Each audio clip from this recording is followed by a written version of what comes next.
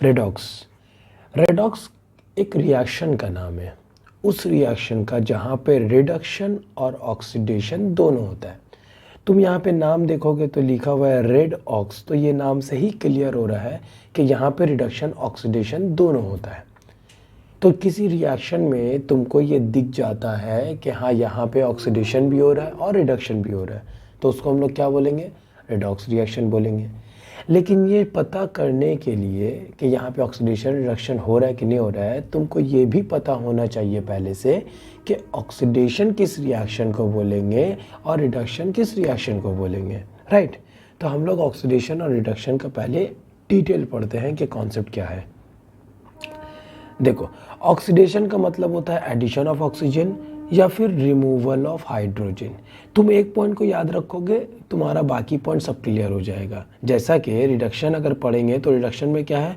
Addition of hydrogen, removal of oxygen. तो तुम ऊपर से नीचे तक देखो, यहाँ पे तुमको 4 पॉइंट मिल गया है ना। एडिशन, यहाँ पे addition of hydrogen, removal of oxygen, यहाँ पे रिडक्शन को बोला जा रहा है, और यहाँ पे ऑक्सीडेशन को addition of oxygen, removal of hydrogen बोला जा रहा है। तो तुम 4 पॉइंट को याद रखने के बजाय किसी एक पॉइंट को याद रखो। हम सिर्फ पहला पॉइंट को याद रखते हैं कि एडिशन ऑफ ऑक्सीजन। मान लो कि हमको सिर्फ पहला ही पॉइंट ही याद है, एडिशन ऑफ ऑक्सीजन। तो अगर एडिशन ऑफ ऑक्सीजन को ऑक्सीडेशन बोल रहे हैं तो एडिशन ऑफ हाइड्रोजन को क्या बोलेंगे? रिडक्शन। अगर एडिशन ऑफ ऑक्सीजन को ऑक्सीडेशन बोल रहे हैं तो रिमूवल ऑफ ऑक्सीजन को क्या बोलेंगे? रिडक्शन। क्लियर? तो एक पॉइंट को अगर याद रखोगे तो तुमको बाकी पॉइंट खुद ही याद रहेगा। क्लियर? चलो नेक्स्ट आगे देखो, रेडॉक्स रिएक्शन।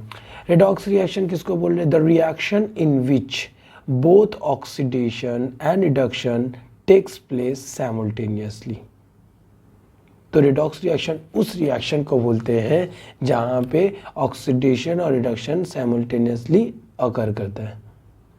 ठीक है, अब देखो ये एग्जांपल, यहाँ पे ऑक्सीजन का एडिशन और रिमूवल वाला जो भी हम लोग बेसिक पढ़े, ये रिएक्शन से क्लियर हो जाएगा। यहाँ पे देखो Fe3 है, क्या है? Fe3O4 है ना। Fe3O4 और Fe, इसको अगर तुम नोटिस करोगे दोनों में तो तुमको फ़र्क समझ में आएगा कि यहाँ पे ऑक्सीजन को रिमूव हो, यहाँ पे ऑक्सीजन रिमूव हो गया है। तो ऑक्सीजन रिमूवल को क्या बोलते हैं? रिडक्शन। तो ये हो गया रिड्यूस, है ना। और यहाँ पे एल्यूमिनियम को अगर नोटिस करोगे, एल्यूमिनियम रिएक्टेंट में सिर्फ एल्यूमिनियम है लेकिन प्रोडक्ट में एल्यूमिनियम ऑक्साइड बन गया है, इसको एल्यूमिना भी बोलते हैं।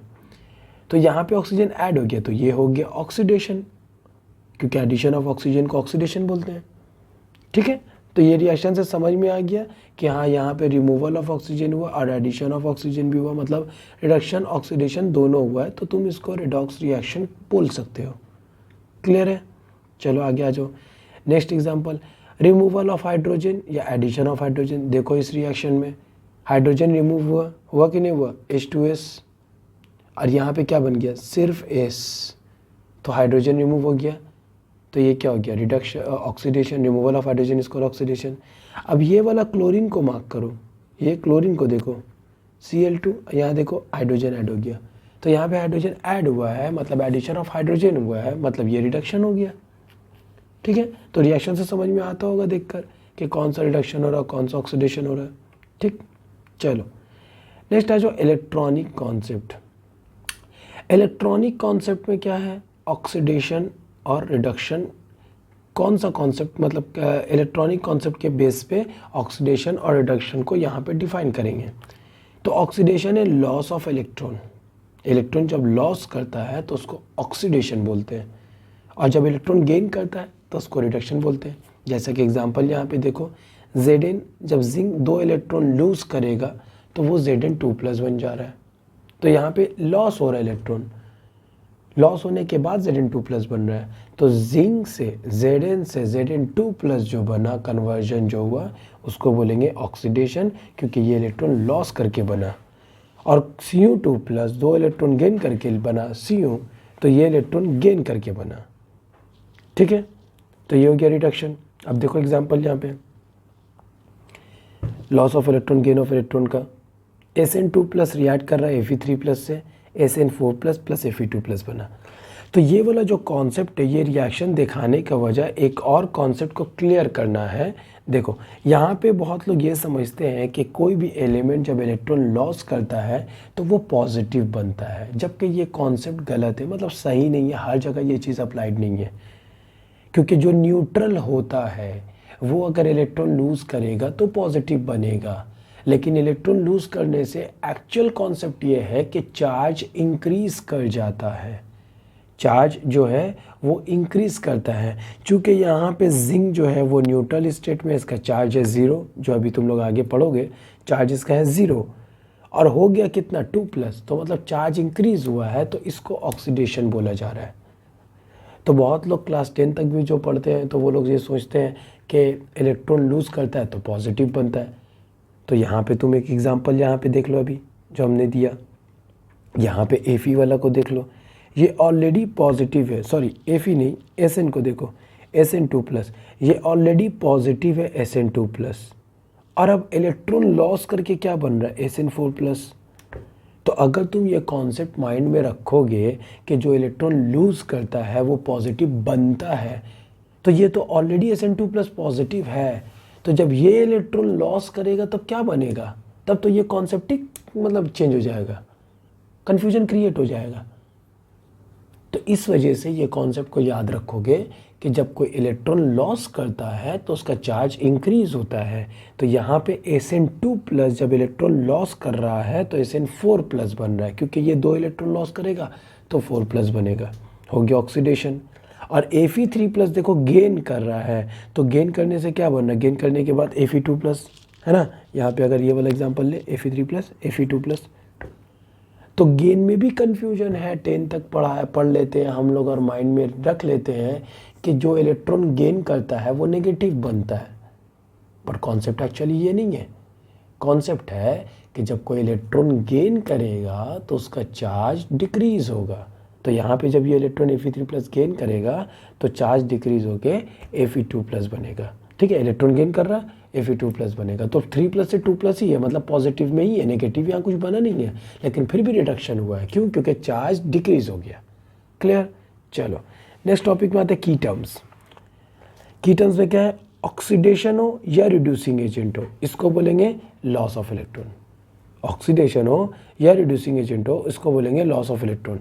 इसका कॉन्सेप्ट क्या है, यहाँ पे देखो ऊपर में, अगर हम बोल रहे हैं कि Sn2+ ऑक्सीडाइज हो रहा है, अगर हम यहाँ पे Sn2+ को ऑक्सीडाइज बोल रहे हैं कि ये ऑक्सीडेशन हो रहा है, तो इसको ऑक्सीडेशन करने वाला कौन है, इसको ऑक्सीडाइज कौन कर रहा है, Fe3+।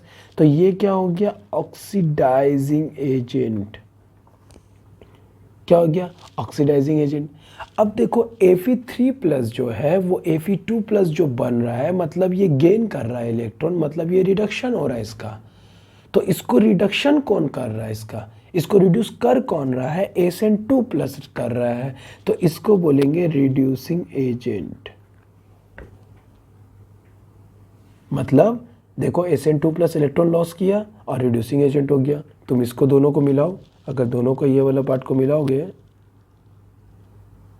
देख लो जो रिड्यूसिंग एजेंट है वो इलेक्ट्रॉन लॉस कर रहा है ना, लेकिन लॉस ऑफ इलेक्ट्रॉन को ऑक्सीडेशन बोलते हैं। तो जब रिड्यूसिंग एजेंट और ऑक्सीडाइजिंग एजेंट का कॉन्सेप्ट आएगा तो थिंग उल्टा हो जाएगा। Loss of electron is called oxidation, लेकिन जो इलेक्ट्रॉन लॉस करता है वो रिड्यूसिंग एजेंट होता है, क्योंकि जो खुद ऑक्सीडाइज होगा वो दूसरा को रिड्यूस करेगा। तो यहाँ पे Sn2+ जो है वो Fe3+ को रिड्यूस कर रहा है और खुद ऑक्सीडाइज हो रहा है। तो रिड्यूसिंग एजेंट, ये चीज़ यहाँ पे एक्सप्लेन कर दी हम की टर्म्स में कि रिड्यूसिंग एजेंट जो है वो इलेक्ट्रॉन लॉस करेगा और वो ऑक्सीडेशन होगा, प्रोसेस का नाम मतलब रिएक्शन का नाम, ठीक है। उसी तरीक़े से देख लो, सिमिलरली रिडक्शन मतलब गेन ऑफ इलेक्ट्रॉन, और ये कौन करेगा, ऑक्सीडाइजिंग एजेंट करेगा। मतलब जो रिड्यूस होगा, जिसका रिडक्शन होगा, जो खुद रिड्यूस होगा, वो दूसरा को क्या करेगा, ऑक्सीडाइज करेगा, ठीक है। तो वो गेन करेगा इलेक्ट्रॉन, जो ऑक्सीडाइजिंग एजेंट होगा वो गेन करेगा इलेक्ट्रॉन, क्योंकि गेन करेगा तभी ना वो खुद रिड्यूस होगा, और अगर खुद रिड्यूस होगा तब ना दूसरा को ऑक्सीडाइज करेगा, तभी ना ऑक्सीडाइजिंग एजेंट बनेगा।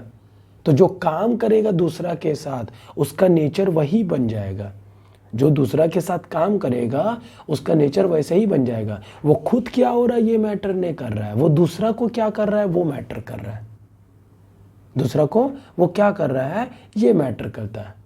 तो यहाँ पे ऑक्सीडाइजिंग और रिड्यूसिंग एजेंट का कॉन्सेप्ट कुछ वैसा ही है कि इसका बिहेवियर दूसरों के साथ कैसा है वही इसका पहचान बताएगा कि दूसरों के साथ कैसा है। जैसा होता है ना ह्यूमन बीइंग में भी, अगर कोई किसी के साथ बहुत पोलाइट है, हम्बल है, बहुत अच्छा से शरीफ की तरह बात कर रहा है, तमीज़ के साथ बात कर रहा है, तो वो उस बंदे के लिए बहुत अच्छा हो जाएगा, बोलेगा बहुत अच्छा बंदा है ये। तो उसका बिहेवियर शो किया कि वो अच्छा बंदा है। हो सकता है वो अपने घर में या अपना मतलब पर्सनल लाइफ में वो वैसा उतना अच्छा, हम्बल, पोलाइट ना हो, लेकिन अगर बाहर वाले के साथ अगर उसका बिहेवियर बहुत अच्छा है तो वो बाहर वालों के लिए वो बहुत अच्छा होगा। और ऐसा बहुत बार होता है बहुत लोगों के साथ कि कुछ लोग बाहर में बहुत अच्छे रहते हैं, दूसरे लोगों के साथ, दोस्तों के साथ बहुत अच्छा से मिलजुल कर रहते हैं, मोहब्बत के इखलाक के साथ, लेकिन घर पे फैमिली के साथ वो अच्छा से नहीं रहते, तमीज़ के साथ, पेरेंट्स के साथ बात नहीं करते। तो वहाँ पे तुम अगर बाहर वालों से पूछो कि उसका नेचर, तो बाहर वाला क्या बोलेगा, ये थोड़ी बोलेगा कि नहीं इसका नेचर अच्छा नहीं है, वो बोलेगा हाँ ये तो बहुत अच्छा है, बहुत मोहब्बत के साथ बात करता है। तो दूसरा के साथ बिहेवियर क्या होगा वो तुम्हारा पहचान बताएगा। तो यहाँ पे वही चीज़ है कि ऑक्सीडाइजिंग एजेंट मतलब जो दूसरा को ऑक्सीडाइज करे, रिड्यूसिंग एजेंट मतलब जो दूसरा को रिड्यूस करे। ठीक है, चलो आगे चलते हैं। ऑक्सीडेशन नंबर और ऑक्सीडेशन स्टेट, अब तक जो बात की है वो बेसिक था, अब जो आ रहे हैं वो तुम्हारा मेन 11 वाला पार्ट आ रहा है, ऑक्सीडेशन नंबर और ऑक्सीडेशन स्टेट। इसको इसका डेफिनेशन क्या है? It is the formal charges assign to the atoms of compound when it is assume that the compound is fully ionic. Ionic में क्या होता है कि एक पॉजिटिव है, नेगेटिव है, पॉजिटिव नेगेटिव तो रहता है ना, कोवैलेंट में तो नहीं रहता, आयनिक में रहता है। तो तुमको एज्यूम कर लेना कोई भी कंपाउंड का ये आयनिक है, तभी तुम उसका पॉजिटिव और नेगेटिव चार्ज बता सकोगे कि यहाँ ये पॉजिटिव होगा ये नेगेटिव होगा। तो इंडिविजुअल एटम में, एलिमेंट में, एक कंपाउंड के अंदर जो चार्ज दिया जाता है, अलॉट किया जाता है कोई नंबर पॉजिटिव या नेगेटिव, वही होता है उसका ऑक्सीडेशन नंबर, वही उसका ऑक्सीडेशन नंबर बनता है। जैसा कि अगर बात करें NaCl का, अगर हम लेते हैं NaCl, ठीक है, तो NaCl में Na क्या होता है पॉजिटिव और Cl क्या होता है नेगेटिव। तो Na का +1 जो चार्ज ऊपर में देख रहे हो ये हो गया ऑक्सीडेशन नंबर सोडियम का, और क्लोरीन को हो गया -1। ठीक है, तो एक कंपाउंड में जो इंडिविजुअल असाइन किया जा रहा चार्जेस को उसको बोलते हैं ऑक्सीडेशन नंबर। जैसा कोई फैमिली में 5 मेंबर या 6 मेंबर का फैमिली है तो सबको तो इक्वल नहीं होगा ना, सबको तो अलग अलग होगा, सबका नेचर भी हो सकता है अलग अलग हो, सबका प्रायोरिटी भी अलग होगा, कैरेक्टर भी, पर्सनैलिटी भी, लाइफ का सिचुएशन भी, करियर भी, सब चीज़। तो सबका एक एक चीज़ अलॉट किया जाता है, एक एक चीज़ अलॉट किया जाता है। ये बंदा ऐसा है, ये बंदा इतना नंबर में है, इसका नेचर ऐसा है, ऐसा होता है ना फैमिली मेम्बर में। ये कब होता है? जब शादियों में जाते हैं हम लोग, तो जब मिलाते हैं लोग, घर वाले अगर मिला रहे, किसी से इंट्रोड्यूस करवा रहे, ये देखिए ये मेरा बड़ा बेटा है, ये देखिए मेरा मझला बेटा है, ये छोटा बेटा है, जो भी है ये करता है, ये वो करता है। तो सबको एक एक तो पहचान दिया जा रहा है, एक तो साइन दिया जा रहा है। तो वो हो गया तुम्हारा ऑक्सीडेशन इंट्रोडक्शन टाइप। तो यहाँ पे जो ऑक्सीडेशन नंबर दिया जा रहा है, ये जो नंबर अलॉट किया जा रहा है एक पर्टिकुलर एलिमेंट में कंपाउंड के अंदर, वही होगा ऑक्सीडेशन नंबर उसका, या फिर ऑक्सीडेशन स्टेट भी बोल सकते हो। ऑक्सीडेशन स्टेट का मतलब क्या? जैसा कि सोडियम एक इलेक्ट्रॉन लूज करके Na+ बनता है, तो वो स्टेबल स्टेट है Na+। तो Na+ हो गया ऑक्सीडेशन स्टेट, और +1 जो उसके ऊपर चार्ज है वो हो गया ऑक्सीडेशन नंबर। तो ऑक्सीडेशन स्टेट में किसी भी एलिमेंट का जो नंबर होता है ऊपर में, उसी को बोला जाता है ऑक्सीडेशन नंबर। तो एक ही बात है, अगर तुम ऑक्सीडेशन नंबर बोलो या ऑक्सीडेशन स्टेट बोले, उसमें कोई डिफरेंस नहीं आता है।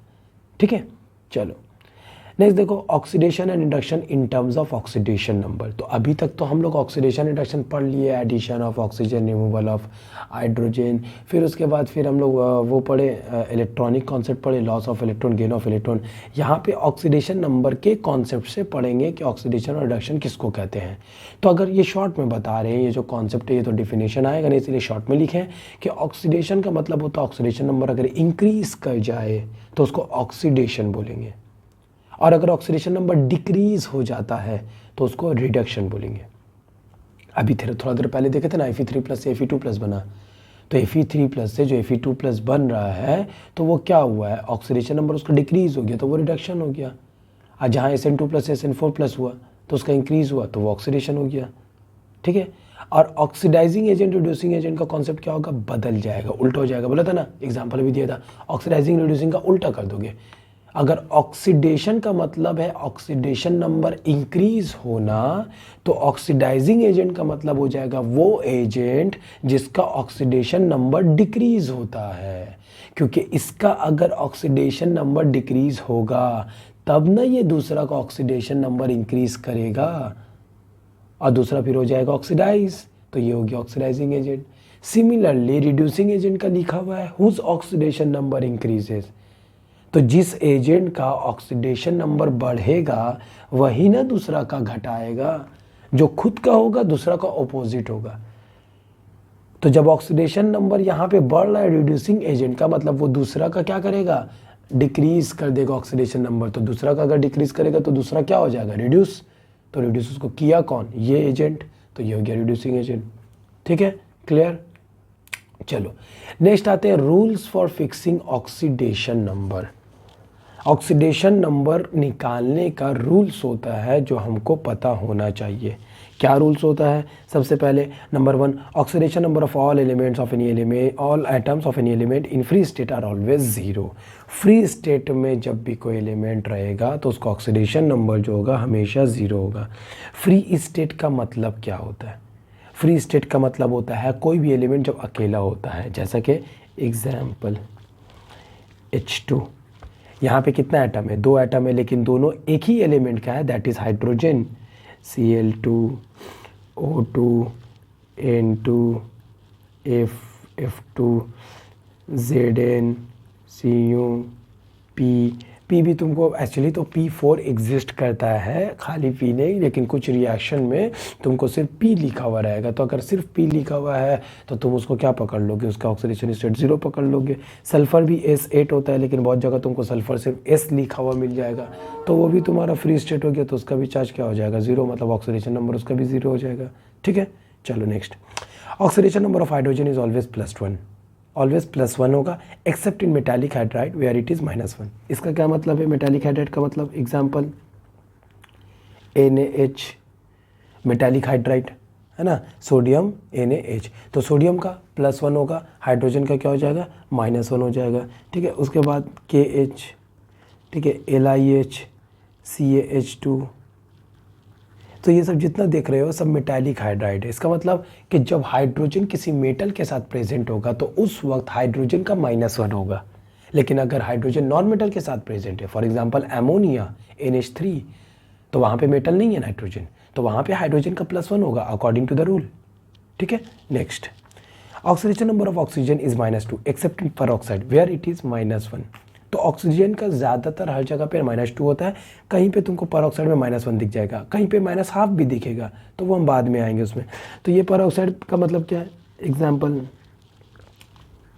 H2O2 Na2O2, ठीक है, और भी बहुत सारे एग्जाम्पल है एक्सेट्रा। हम इसी को बताते हैं H2O2। ये परऑक्साइड का कॉन्सेप्ट क्या होता है, देखो H2O2 को हम ऐसे लिख सकते हैं HOOH।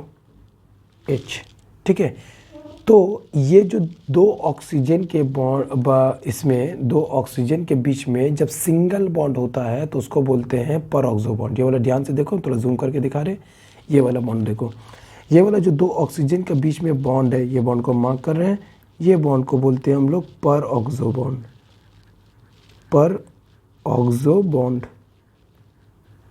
ठीक है। और ये बॉन्ड से, ये पर ऑक्सो बॉन्ड से जो दो ऑक्सीजन एटम अटैच होता है उसमें ऑक्सीजन का ऑक्सीडेशन नंबर होता है -1।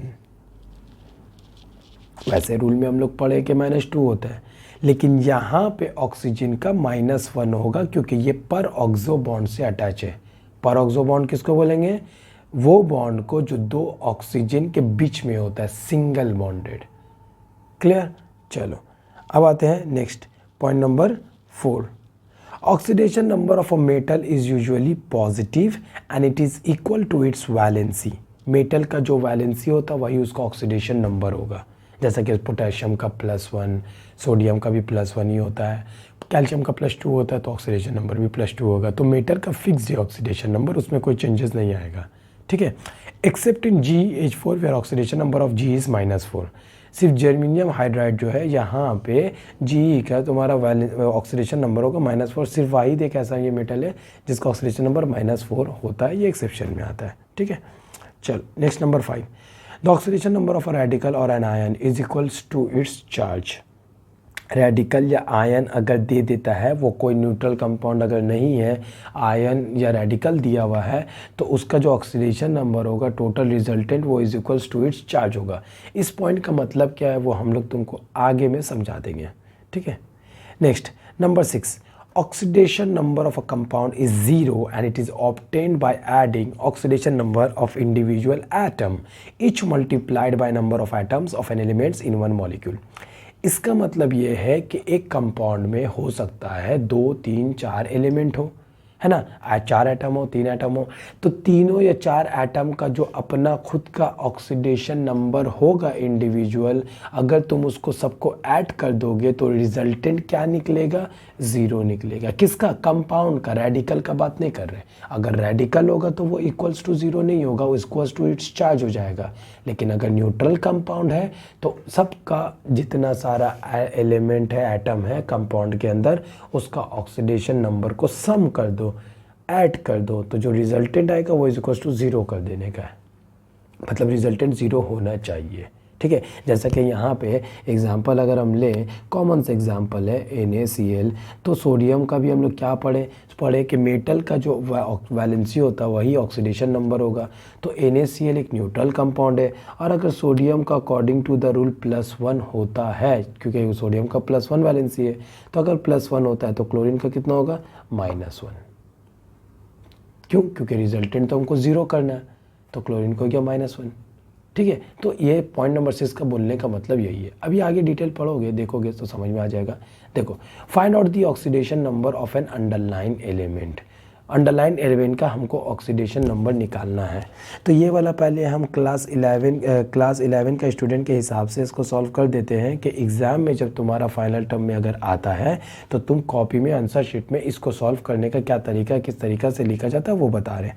ठीक है। तो देखो, सबसे पहले लिखोगे तुमको अंडरलाइन एलिमेंट का बोला निकालने, मतलब फॉस्फोरस का बोला निकालने। मतलब ये हुआ कि तुमको फॉस्फोरस का ऑक्सीडेशन नंबर नहीं पता है, तो तुम क्या लिखोगे? Let the oxidation number of phosphorus be x। कितना ले लोगे? x ले लोगे। क्लियर हो गया। अब देखो, हाइड्रोजन का H3PO4 में हाइड्रोजन का हम लोग रूल में पढ़े हैं कि हाइड्रोजन का ऑक्सीडेशन नंबर +1 होता है ना। तो यहाँ पे क्या लिखेंगे? +1। हाइड्रोजन कितना है? 3 एटम है, तो 3 लिख दिया। हाइड्रोजन का पार्ट क्लियर। चलो नेक्स्ट में चलते हैं। नेक्स्ट में है फॉस्फोरस, उसका ऑक्सीडेशन नंबर कितना है? x। उसको तो हम x माना है ना। P है, सिर्फ P है, एक ही एटम है फॉस्फोरस का, तो x लिखा। अगर P का 2 या 3 एटम होता, अगर 2 एटम होता तो 2x, 3 एटम होता तो 3x। ठीक है। तो x ले लिया। प्लस ऑक्सीजन का कितना होता, रूल में क्या लिखे थे? -2। सिर्फ पर ऑक्साइड में -1 होता तो वो आगे आएगा। यहाँ पे ऑक्सीजन का नॉर्मली -2 है, -2 लिख दिया। टोटल कितना है? 4 एटम है, तो 4 इज इक्वल्स टू, चूँकि ये न्यूट्रल कंपाउंड है और सबका हमने ऑक्सीडेशन नंबर देखो ऐड कर दिया है ना। तो यहाँ पे लास्ट पॉइंट क्या पढ़े हम लोग कि सम ऑफ द ऑक्सीडेशन नंबर जब ऐड कर देंगे सबको तो रिजल्टेंट क्या आएगा? 0 आएगा। तो इसको रिजल्टेंट इज इक्वल्स टू क्या कर देंगे? 0 कर देंगे। क्लियर। तो ये वाला कैलकुलेट करने के बाद therefore x is equals to तुम्हारा कितना निकल जाएगा? +5। ठीक है। क्लियर हो गया। अब देखो ये क्लास 11 में जब आएगा करने के लिए तो करोगे, जो एंट्रेंस के स्टूडेंट हो वो तुम लोग डायरेक्टली कर सकते हो, एक लाइन में ही हो जाएगा। कैसे एक लाइन में हो जाएगा, यहाँ पे देखो नंबर 2 में पोटेशियम का कितना लेंगे +1, ये हो गया पोटेशियम एक ही आइटम है तो ऐसे छोड़ दिया। मैंगनीज का कितना लेंगे x, ऑक्सीजन का कितना लेंगे -2 × 4 = क्या कर देंगे 0। यहाँ से x का वैल्यू निकाल दो तो x का वैल्यू क्या हो जाएगा, दैट इज़ x = +7 निकल गया। तो इसी तरीक़े से बाकी K2MnO4, K2Cr2O7, देखो K2Cr2O7 में क्या करेंगे, पोटेशियम 2 है तो +1 2, क्रोमियम क्या है Cr2 है तो क्या करेंगे 2x प्लस -2 × 7 = क्या हो गया 0, है ना। तो दैट इज़ x = क्या हो जाएगा, वैल्यू इसका कितना निकल जाएगा +6। क्लियर। तो इस तरीके का ऑक्सीडेशन नंबर निकालेंगे। H4P2O7 का निकालोगे, Na2FeO4 का, ये सब होमवर्क है तुम लोग कर लोगे। CH3CO, CH3, C6H2, 12O6, जितना सारा है सबका निकल जाएगा। हम अब आते हैं न्यूट्रल कंपाउंड रेडिकल वाला पार्ट में, MnO4 2-। देखो रेडिकल वाला पार्ट में क्या करोगे, अभी हम लोग ऊपर में क्या कर रहे थे, अभी हम लोग ऊपर में =0 कर रहे थे because they all are neutral compound. लेकिन यहाँ पे जो रेडिकल देख रहे हो ये न्यूट्रल नहीं है, ये तो चार्ज पार्टिकल है, रेडिकल है। तो हम इसको कैसे कैलकुलेट करेंगे, इसको ऑक्सीडेशन नंबर Mn का अंडरलाइन के Mn का निकालना है तो उसको हम कितना ले लेंगे x प्लस ऑक्सीजन का कितना है -2 × 4 = क्या करेंगे, चार्ज जो होगा उसी को इक्वल कर दोगे, मतलब -2 कर देंगे। जो चार्ज होगा वही वैल्यू को यहाँ पुट कर देना है। अगर कोई चार्ज नहीं होता तो क्या पुट करते थे 0, अगर कोई चार्ज है तो जो चार्ज है उसी को पुट कर देना है। तो यहाँ से ऑक्सीजन का x का वैल्यू कैलकुलेट कर लो, कितना आएगा वो लिख देने का, +6 आएगा। ठीक है, क्लियर। तो इस तरीक़े से इसको सॉल्व कर लेने का, पूरा 12 तक कर लोगे। चलो नेक्स्ट आते हैं हम एक्सेप्शन। एक्सेप्शन क्या होता है, देखो नंबर 1 CrO5। CrO5 में अगर तुम क्रोमियम का निकालने जाओगे नॉर्मल तरीका से, जैसा ऑक्सीजन का -2 × 5 -10, तो क्रोमियम का +10, तो वो कभी नहीं होगा क्योंकि ऑक्सीडेशन नंबर मैक्सिमम +7 तक जा सकता है। +7 से ज़्यादा एक्स्ट्रा नहीं जाता है, क्योंकि किसी के पास अगर 8 इलेक्ट्रॉन लूज़ करने का क्षमता है, टेंडेंसी है, तो 8 इलेक्ट्रॉन क्यों लूज़ करेगा, वो तो ऑक्टेट हो जाता है, तो वो लूज़ नहीं करना चाहेगा। तो मैक्सिमम +7 तक ही जाता है। तो यहाँ पे चले जा रहा है +10, मतलब कुछ गड़बड़ है। CrO5 का स्ट्रक्चर ये होता है, ये जो हम बना के रखे हैं CrO5 का स्ट्रक्चर ये होता है। अब यहाँ पे चेक करोगे कि पर ऑक्सो बॉन्ड, तो देखो तुमको पर ऑक्सो बॉन्ड यहाँ दिख जाएगा। कौन कौन सा पर ऑक्सो बॉन्ड है, ये वाला पर ऑक्सो बॉन्ड है और ये वाला पर ऑक्सो बॉन्ड है, क्योंकि ये बॉन्ड जो है वो ऑक्सीजन के बीच में है। तो जब पर ऑक्सो बॉन्ड से जो एटम अटैच होता है उसका ऑक्सीडेशन नंबर कितना होता है -1, तो इसका कितना हो गया -1, इसका भी कितना हो गया -1 -1 और ये जो ऑक्सीजन है उसका कितना होगा, नॉर्मली जो होता है रूल के हिसाब से -2, ये तो पर ऑक्सो बॉन्ड से अटैच नहीं है ना।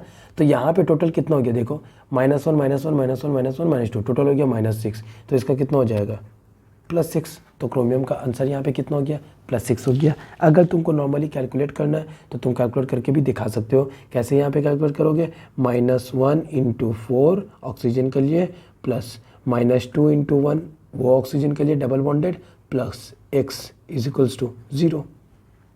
तो x का वैल्यू कितना निकल जाएगा, दैट इज x = 6, मतलब +6। ठीक है, चलो नेक्स्ट दूसरा H2SO5।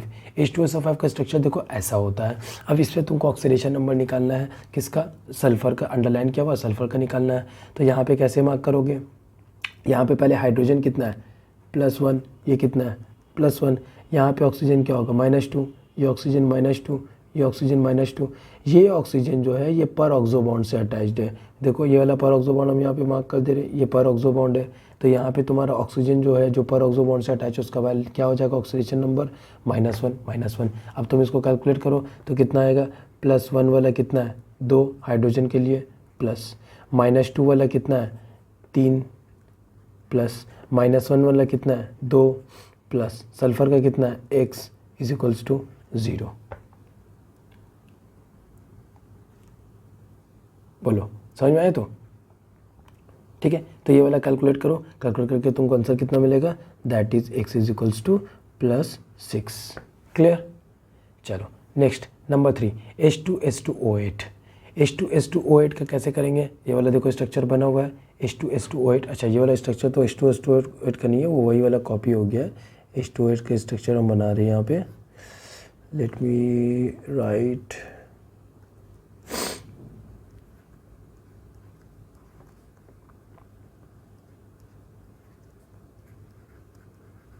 ये H2S2O8, ठीक है, ये हो गया स्ट्रक्चर। अब यहाँ पे देखो पर ऑक्सो बॉन्ड से कौन सा अटैच है, सिर्फ ये वाला, है ना। अब इसमें हम कैसे निकालेंगे, यहाँ पे वही कर देंगे, -2 -2 -2 -2 -2 -2, और ये कितना हो गया +1, ये कितना हो गया +1 हाइड्रोजन का, ये कितना हो गया -1, ये कितना हो गया -1, है ना।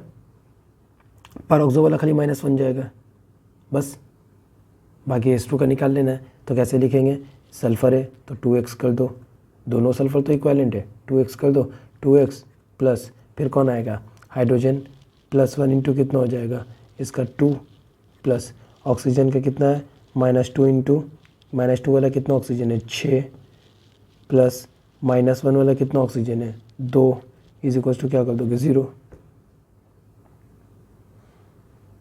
ठीक है। तो that is x is equal to कितना निकल जाएगा +6, ठीक है। तो ये हो गया तुम्हारा आंसर, x का वैल्यू +6, मतलब सल्फर यहाँ पे +6 में प्रेजेंट है। ओरली भी कर सकते हो, लेकिन ओरली हम नहीं बता रहे, ये वाला चीज़ भी करो जल्दी, ये भी जल्दी ही हो जाता है। ओरली में बहुत कोई कंफ्यूज भी हो जाता है कभी कभी। ओरली करने का भी तरीका हम यहाँ पे बता देते हैं। जैसे यहाँ पे सल्फ़र का अगर +6 निकला, कौन सा सल्फ़र का, ये सल्फ़र का +6 निकला है, तो देखो ये सल्फ़र का +6 कैसे निकल रहा है। अगर ये वाला को कैलकुलेट करोगे, इस साइड वाला को, इस साइड वाला को कैलकुलेट करने से कितना होगा, +1 -2 कितना आएगा -1, है ना, +2 -1 कितना आएगा -1 आएगा। अब यहाँ पे -2 है ऊपर में, यहाँ पे कितना है -2 है, तो कितना हो गया -5, ये वाला कितना है -1, कितना हो गया -6, तो ये वाला सल्फ़र का कितना हो जाएगा +6, ठीक है। सराउंडिंग देखना है, सराउंडिंग देखना है, तो ये सल्फ़र का सराउंडिंग क्या है, बस उसको देखना है कि सल्फ़र का सराउंडिंग में देखना है कि कौन कौन सा एलिमेंट या रेडिकल या कोई भी एलिमेंट या कुछ भी कोई भी चार्ज लेकर है, तो उसका तुम कैलकुलेट करोगे और रिजल्टेंट तुमको 0 लाना है। सेम चीज़ राइट हैंड साइड वाला के साथ भी हो जाएगा। यहाँ पे भी तुम अप्लाई करना चाहते हो तो यहाँ पे भी अप्लाई कर सकते हो, ये वाला केस में भी अप्लाई कर सकते हो, ये वाला जो अभी केस बताया क्रोमियम का जो शॉर्टकट तरीका बताया उससे भी अप्लाई करके तुम्हारा +6 आ जाएगा, तो तुरंत हो जाएगा। नेक्स्ट देखो C3O2, C3O2 में कैसे करोगे, यहाँ पे जो कार्बन बीच में है, ये कार्बन का सराउंडिंग में दोनों कौन है, कार्बन है, सेम सेम है, इलेक्ट्रोनेगेटिविटी तो अलग अलग नहीं है, सेम सेम है, तो इस कार्बन का हो जाएगा 0, ठीक है, ऑक्सीडेशन नंबर। ये ऑक्सीजन का क्या होगा -2, ये ऑक्सीजन का क्या होगा -2, है ना। तो ये कार्बन का कितना हो जाएगा +2, ये कार्बन का कितना हो जाएगा +2, देखो रिजल्टेंट हो गया 0, ठीक है। नेक्स्ट Br3O8, इसमें तुम्हारा क्या होगा ऑक्सीडेशन नंबर अगर Br3O8 बोल दिया, कंपाउंड में दे दिया और तुमको इसका ऑक्सीडेशन नंबर अगर निकालना है, तो इसका ऑक्सीडेशन नंबर कैसे निकलेगा, ये देखो ऑक्सीजन -2 -2 -2, ये भी -2 -2 -2, ये भी ऊपर में -2, ये भी नीचे में -2। अब देखो अगर तुम ये वाला ब्रोमीन का निकालते हो, बीच वाला ब्रोमीन का, तो लेफ्ट हैंड साइड में भी इसका ब्रोमीन है, राइट हैंड साइड में भी ब्रोमीन है, सेम सेम एलिमेंट है, इलेक्ट्रोनेगेटिविटी सेम, तो उसको तुमको देखना नहीं है, वहाँ से तुमको 0 ही आंसर मिलेगा। ऊपर में -2 नीचे में -2, तो इसका कितना हो गया +4, -2 -2 कितना हो गया -4, तो बीच वाला क्या हो गया +4। अब लेफ्ट वाला ब्रोमीन में आ जाओ, तो लेफ्ट वाला ब्रोमीन में अगर आओगे तो उसका साइड में लेफ्ट हैंड साइड में कितना आ रहा है -6 आ रहा, तो ये कितना हो जाएगा +6। ये वाला ब्रोमीन भी देख लो -2 -2 -2 -6, तो ये कितना हो जाएगा +6, ठीक है, क्लियर। तो बीच वाला जो ब्रोमीन है वो अगर राइट और लेफ्ट को कंसिडर करेगा, तो राइट और लेफ्ट में तो ब्रोमीन है, तो जब अगर सेम एलिमेंट आ जाता है तो तुमको इससे कुछ मिलेगा नहीं, उससे तुमको कोई चार्ज को नहीं लेना है, कोई वैल्यू को कंसिडर नहीं करना है। अगर सेम सेम आ जाता है जब, तब अगर अलग अलग आ रहा है तब कोई और बात है, लेकिन अगर सेम सेम इलेक्ट्रोनेगेटिविटी आ जाएगा, तो मतलब सेम एलिमेंट आ जाएगा, तो उसको नहीं लेना है, ठीक है। ऐसा होता है ना, अगर सपोज करो तुमने किसी को पैसा दिया है, तुमने किसी को बाहर वाला को पैसा दिया है, मतलब तुम्हारा घर का नहीं है, बाहर का है, कोई पैसा दिया है, तो वो अगर तुमको रिटर्न में पैसा देगा या तुम मुझसे पैसा मांगोगे, तो जाहिर सी बात है तुम मुझसे मांगोगे, उसको दिया है तो तुम मुझसे मांगोगे क्रेडिट, अगर दिए तो कुछ भी दिए हो तो तो उससे लोगे। लेकिन अगर अपना भाई को ही दिए हो तो फिर उससे तुम बोलोगे नहीं नहीं तुमको मिलेगा नहीं, या तुम अगर भाई को देते हो कि नहीं हम अपना भाई है, हम अपना भाई को भाई समझ के दे रहे हैं, है ना, मेरे भाई हम इससे क्या लेंगे रिटर्न, तो दे देते। बहुत कोई होते कि दे देते कि नहीं रखो, देने का ज़रूरत नहीं है ना, कोई भी सामान हो, पैसा हो या कुछ भी हो। तो अपना जब है इलेक्ट्रॉनिक अलग अलग नहीं है, अपना जब है तो उससे तुमको कुछ रिटर्न में नहीं मिलेगा, जब बाहर वाला है तो मिलेगा। ये हालांकि हर किसी के लिए ये एग्जांपल एप्लीकेबल नहीं है। आजकल का टाइम में, आज का ज़माना तो बहुत ख़राब है, तो ये एग्जांपल सबके लिए सूट नहीं करता है। चलो इसका डिटेल में ज़्यादा जाने का नहीं है। Next S4O6 2-, S4O6 2-। इसका स्ट्रक्चर अगर बनाएंगे तो इसका स्ट्रक्चर कैसा बनेगा, 4 सल्फ़र है और 6 ऑक्सीजन है। 4 सल्फ़र 6 ऑक्सीजन का बनाना है।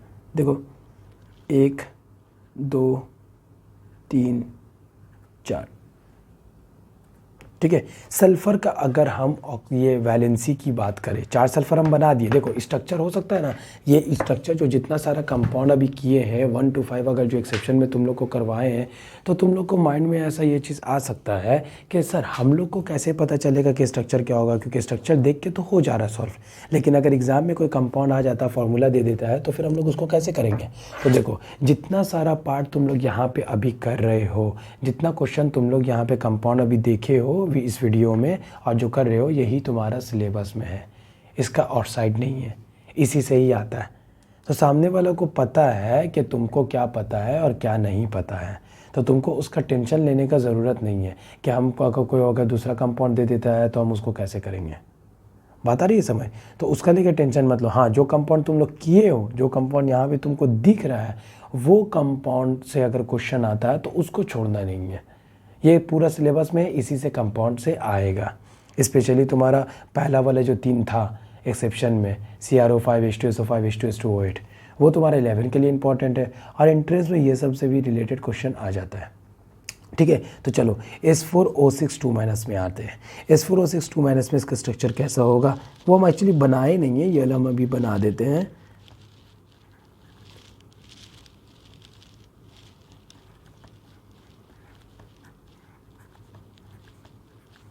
देखो S4O6 2- मिल गया ना। अब अगर हम ये सल्फ़र की बात करें, बीच वाला सल्फ़र इसकी बात करें, तो ये सल्फ़र का चार्ज कितना होगा, लेफ्ट हैंड साइड में भी सल्फ़र है, राइट हैंड साइड में भी सल्फ़र है, मतलब दोनों साइड अपना भाई ही है, तो क्या होगा 0। ये वाला सल्फ़र का कितना होगा 0, क्यों, दोनों भाई है, सल्फ़र सल्फ़र सेम साइड में, तो इसका भी 0 होगा।